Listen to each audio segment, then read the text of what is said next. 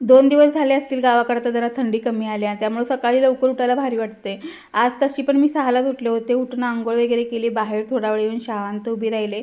सकाळ सकाळचं जे गार वारा असते ना ते खरंच खूप भारी वाटतंय.